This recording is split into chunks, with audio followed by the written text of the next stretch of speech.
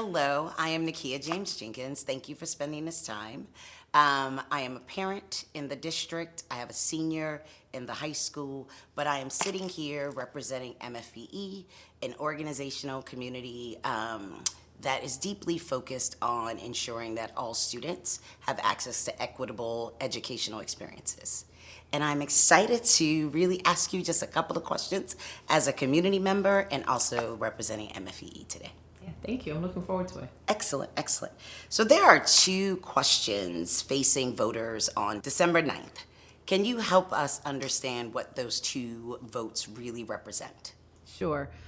So the special election is designed with two questions that the voters will have an opportunity to vote on. The first question addresses our 24-25 budget deficit of the $12.6 million, and voters will have an opportunity to vote yes or no in support of increasing a one-time tax increase to pay for that debt.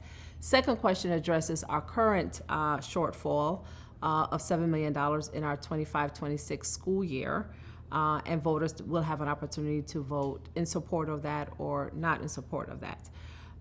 These votes are extremely important in the sense that I think it's really important for our community to understand what happens if these votes pass or if these votes fail. So if it's okay, our first question, which addresses our 24-25 deficit, should that question pass, I'll start with that, we would then be able to pay our debt for that year to all our vendors and all those expenses. And that would then allow us to have that debt removed from our books.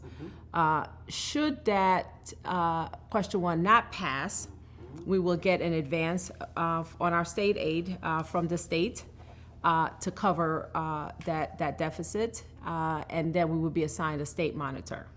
What concerns me about that in particular is each year going forward, because that is an advance on our state aid, it's not a free loan per se, then that would decrease our state funding every year until we paid off by roughly about $1.1 million.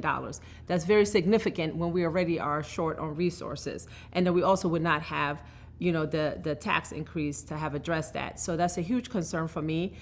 The other aspect that we'd be assigned a state monitor. Again, just clearly, and it's written in statute and law, that individual, whoever that individual that will be assigned to us, does have the final authority decision-making in all things pertaining to our finances. So again, just being mindful of that local control from the superintendent, the board, and community input may not necessarily be there. But what's more concerning for me is the $1.1 million that we would then each year decrease from our state aid that will not be budgeted in our budget is a concern for me. Understand. And I thank you. I'd love to, you mentioned the state monitoring, right? Do you have any experience actually navigating a school district that may have been either assigned a state monitor in the past based on your experiences? Yeah, actually I do. I do have experience working with state monitor. And again, a lot of it, I'm speaking from a New York perspective. One, in New York, you would never get a state monitor because you have a budget deficit, right? It has to be a pattern, right? Ongoing pattern. It has to be really significant for you to get assigned a state monitor. In New Jersey, as soon as you have a deficit, whether it's $2 million or $20 million, and you get advanced on your state loan, you're assigned a state monitor. So that's the difference there. Again, a lot of it is based on the individual, just like anywhere else, right? Sometimes you get partners who are great thought partners, who are very respectful, take into consideration the culture of the community, take consideration input from the superintendent, from the board, even though they may have the authority to have the final decision making, right? Sometimes you get, and I've had experience with both, sometimes you get individuals, you're like, what in the world is going on? There's a huge disconnection. Decisions don't seem to be made in a way that benefits the community, so that's the gamble, right? Of who you're going to get. So just being mindful of that, and then that state monitor would be in place until we pay back that loan, which is typically a 10-year. So think about the significance of 10 years. We would also pay that individual salary of about $125 an hour for about 32 hours a week. That would fall on us to pay that salary, although we're being assigned from the state. So just a few things to take into consideration. And so we would not have the power to select the person being assigned to absolutely us. no. So we would get whoever the state gave us, regardless of our own needs. So none of that is taken into consideration. No, It's they just appoint the an individual. assignment. Okay. That's helpful data for folks to understand because, again, we've heard throughout the community that some folks are saying yes or no, it might be a good thing. So this detail And really another thing I helps us want to add that is understand. not clear to me in the law in New Jersey is there is not clarity around the qualification of that individual. I don't see anywhere that says, they must, have these and these qualifications. I'm not saying that's not taken into consideration, but it's not clear there. So I'm not sure, right, how that plays into who we get. Just to be mindful of that. The other piece is, now focusing on question 2. Yes. If question 2 does not pass, which then would allow us to address our $7 million shortfall this year, those cuts remain in place, which are really, really devastating. But not only that, I assure you there'll be more cuts because we will not have the increase in the tax base to be able to think about as we have increase in healthcare premiums and other things that will require us each year to make additional cuts. So just something to take into consideration as we make those decisions. And then also if question 1 fails, but question 2 passes, we get a state monitor who may or may not decide that, yes, we should bring, a lot of those services back. That individual may, I don't know, might think, because if they're thinking through the lens of finances, might say, you have no fund balance, so that money needs to go to building your fund balance. They might say, you know what I mean? You can bring back maybe half, whatever. They get a lot of say-so. A lot of authority on it. Yes, in terms of what happens with those financial resources. Can you explain to me the impact if question 2 is a yes? Yes, absolutely. So question 2, if it passes, it allows us, 1, to restore some of those critical services that we've had to cut in order to balance our budget. But more than that, or additionally, it allows us, every year we have a 2% tax levy. Our healthcare premiums is more than 2%. Cost of living increase for our salary staff is more than 2%. This would allow us to have that increase in the tax base to meet our obligations so that we can continue to provide our students with these really great educational opportunities that they deserve. So let's talk about this $7 million, right? At the end of the day, when you think about bill pay, right, how does a deficit get to $7 million? And I believe it's anchored in some transportation. And what happens to that? Did someone just not pay transportation for multiple years, 1 year? Seems like a large deficit for a particular service that's mandatory at the end of the day, right? Right. Our students need to be able to get to and from school. So I want to be clear, just to provide clarity. In 24-25 budget deficit of the $12.6 million is mostly contributed to previous expenses being carried over year after year and some critical vendors not being paid, such as our transportation providers, some aspect of food service and utility bills, right?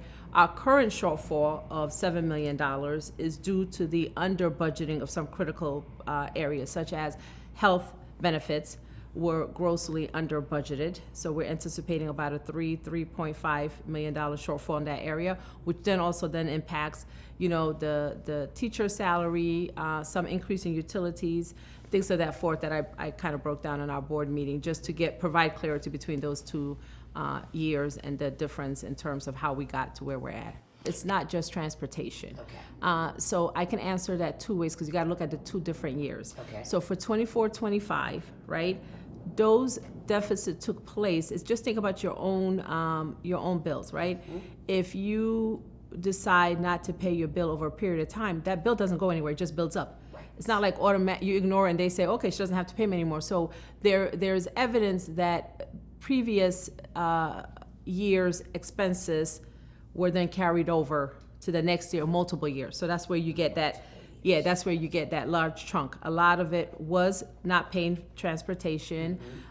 They were also utilities. I broke that down in the last board meeting that went into greater detail. So that's one aspect of the 24-25. So although it ends up being 24-25, it's actually some multiple years of previous debt being carried over to the next year. That kind of snowballed in that area. There was also some under budgeting in critical areas. So when you're building a budget, some things are projected.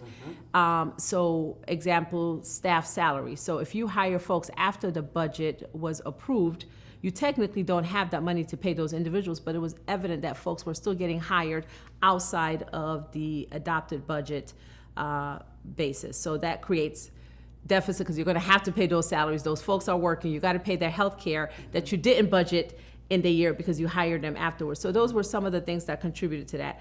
Our current year is mostly due to under budgeting. So when they were building the 24-20, when they were building our current budget last year, again, those critical areas like healthcare was under budgeted by somewhere around $3 million, right? And that impacts staff salary. So there were major components that were under budgeted that we know when we look at the trend and the data that they're going to be a shortfall. And I know, and thank you for that, and thank you for clarifying how the deficit is broken down. Earlier, you had discussed how you are putting internal controls in place to ensure that vendors are paid on time, accurately, and that you are leading a budget process that will identify budget lines accurately. Let's say it that way, right? Because at the end of the day, we are living through some real federal cuts in healthcare, so that's going to increase the healthcare expenses probably more than we would project. And so can you just reiterate again how you are building some internal controls to ensure that we don't get here again? Sure. Absolutely. And then I also want to let folks know that all this, if they can't remember, is in our frequently asked questions on our website. So absolutely, one of the things that we did immediately were tighten internal controls. By that I mean is that we ensured that there were segregation of duties so that an individual can't start the process of, say, requesting a payment and then be the one approving it, be the one cutting the check, signing the check, and mailing it out, right? So we made sure within the alignment of our business office and also including my office that there were those internal controls. So if I started the process, let's say you would approve it, and then somebody else would cut the check, and then we also put in a 2-signature requirement to make sure that it wasn't just one individual, being responsible for that, just for those checks and balances, and to keep us aware. Many people will see that if they go to our website during a board business meeting where we put our financial records, they will see that it's very different compared to the past. Our bill list is very open and out for folks to see what that is. Not almost every expense, who was paid, who wasn't paid for what services are also online for individuals to be able to see. I've heard folks say, why do they scan them in? Because it makes it hard for me to interpret. And I appreciate people out there doing the work. So I told them do it in a PDF so that folks can then upload the information to wherever else that would help them better understand that information. So being very open and transparent with our books, with the public, as we should be, right? It's not innovative, it's the right thing to do. It's actually the only way to do public business, personally, in my opinion.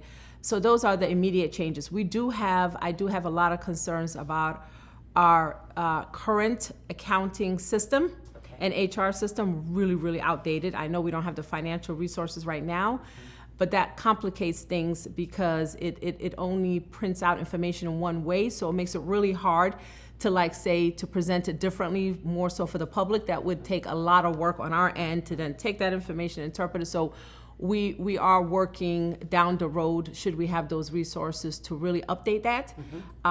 Just again, it just makes business more efficient for us, and then would also allow us to have some financial information that's more easier to digest and understand for our public.